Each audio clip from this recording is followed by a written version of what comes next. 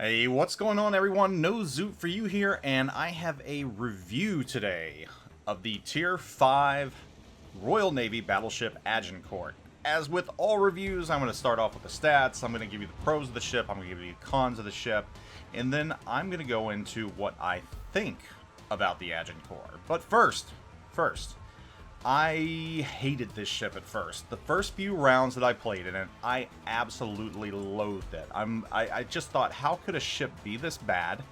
How could it be so impossible to get good damage on other ships? And then I had an epiphany. I said to myself, you know what? This is a Royal Navy ship. Why am I using AP that's doing absolutely nothing against ships like the New York and other ships? So I decided to switch to HE and use that only, because we all know that that's what British battleships do for the most part. I mean, look at the Conqueror and look at the Thunderer. Well, Thunderer can do both, but that's not the point. The point is, HE battleships are Royal Navy battleships.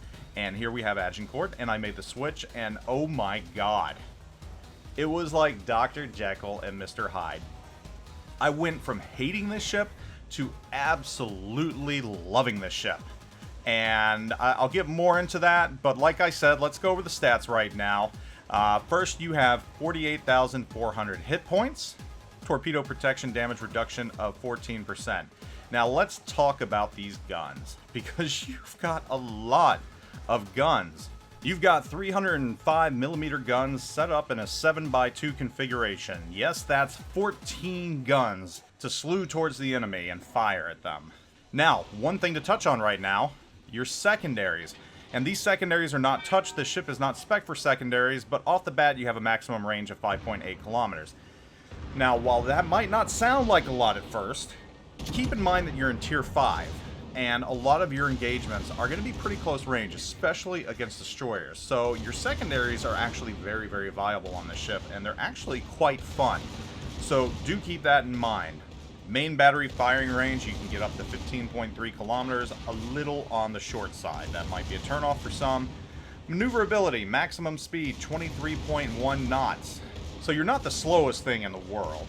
Not by any stretch of imagination. 23.1 is actually somewhat generous for a dreadnought, which is what this ship is. It's a World War I dreadnought, and for those of you that don't know, touch on right now, this is a real battleship, so it's a really, really nice addition to the game. I think this is one we've needed for a long time. It does fill some gaps in on the Royal Navy side of things, so it's something to be excited about, and the camouflage does look pretty neat as well. Turning circle radius is 670 meters with a rudder shift time of 13.4 seconds. Concealment detectability range by sea is 10.7 kilometers. That is actually fairly generous and quite enjoyable. You look at ships like Congo, which have something around 14 kilometers. You are somewhat stealthy. You're actually cruiser stealthy, which is very, very nice. Ships like the New York also are in that 14-kilometer range. So you have some of the best battleship concealment at Tier 5, or really in the game with this ship. I mean, I can't think of many battleships that have that good of concealment. So that is something to enjoy about this ship as well. Now, before we talk about the pros of this ship, I want to talk about the cons first. I know I think at least I normally talk about the pros first, but I think the cons are very noteworthy. And one thing you will probably notice I did not mention while going through the stats is anti-aircraft capabilities. There are none. You have no anti-aircraft guns on this ship. None whatsoever. Zero, zip, nada, zilch. If an aircraft carrier decides that they want to focus you and solely you for the entire round, there is nothing you can do about it except for ask your own CV to provide you with air support, or hang next to a ship that actually does have anti-aircraft capabilities. Because once again, I want to be emphatic about this, you have none. Artillery, I want to touch on this too, because this at first was why I hated this ship, and the reason why I almost wrote this ship off in its entirety. Your AP, in my opinion, is pretty useless. It's just not good. In fact, I think I've gotten more citadels in this ship with HE than I have AP. And it's just... I don't know. The dispersion on this ship is bad. It's really bad. It's not good. Couple that with the fact that your main battery firing range is only 15.3 kilometers. You really have to use that concealment to your advantage, which can be tricky to do sometimes. So don't think you're going to slaughter ships at range with your 14 guns using AP. While most ships you would be able to do that, even the New York, the lowly New York, you'd be able to do that against cruisers with. Not really this ship. That's not what this ship is for. So those are the two huge cons that I can think of. I will say that the armor can be a little spongy, but it's a tier 5 battleship.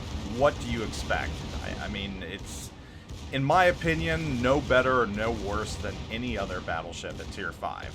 Save for maybe the Giulio Cesare, which, you know, that is the pinnacle of the tier 5 battleship line. And I will tell you right now, the Giulio Cesare is still a better battleship than this battleship, but this battleship is still a lot of fun, and I'm going to get into that, talking about the pros right now. The pros. Your HE. Your HE is godly. If any poor destroyer wanders in your 5-kilometer radius and you've got your guns pointed in their direction and all lined up and ready to go, that destroyer is gone. You will melt it. You will blap it. And it is glorious to do so. There's nothing more fun than taking out destroyers with this ship. And your secondaries are really, really good. And they start fires really good. So it seems like the secondary meta has moved from high tier ships to mid and low tiers, which is in some ways bizarre. But hey, here we are, and I'm not going to complain about it because on this ship it's very fun. So those are really the huge pros about this ship, along with its concealment, which again, that 10-kilometer concealment, oh, it's magnificent. So you're able to sneak in against other battleships, close the gap, and using your HE, and this is the other thing about the HE, firing against enemy battleships and other ships, you're almost guaranteed to fire every single time. And if you don't get one fire, you get 2 fires. In fact, it's very common to get 2 fires on this battleship. I do want to mention one thing, which I didn't touch on, your reload time. That can be put in the negative, the con section. 36 seconds, it absolutely lethargic. It has one of the slowest reloads in the game for battleships. But it has to, just because you've got so many guns, and if it was any faster, if it was sub 30 seconds, it would be a little unfair. So just keep that in mind. 36 seconds can seem like an eternity sometimes. You know, you got to have some trade-offs. So great HE, the ability to start fires on will, and that's the thing about this ship. So let's get into the feels. I really enjoy this ship a lot. I didn't at first, I told you that. I used AP only in the beginning, and I paid the price for it. I did horrible in the ship. I didn't enjoy the ship. I was ready to write it off. A few rounds later, I made the switch to HE only. Felt no need to ever go back. I saw my rounds all go up into the 100,000 plus range, damage-wise, topping the leaderboard, everything else. This ship is solid, and it's a lot of fun. It's a lot of fun in close quarters. It's a lot of fun against destroyers. It's a lot of fun using your secondaries. It's a lot of fun using that HE against other battleships because, once again, the HE itself is going to do a lot of damage. And on top of that, those fires come so easy, which you would expect when you have 14 rounds of HE going at the enemy. I mean, it's so easy to start fires. I mean, your chance of causing a fire, 31%. Which, you know, that's pretty standard for most battleships, especially British battleships. But the fact that you have 14 shells going out at the enemy. 14!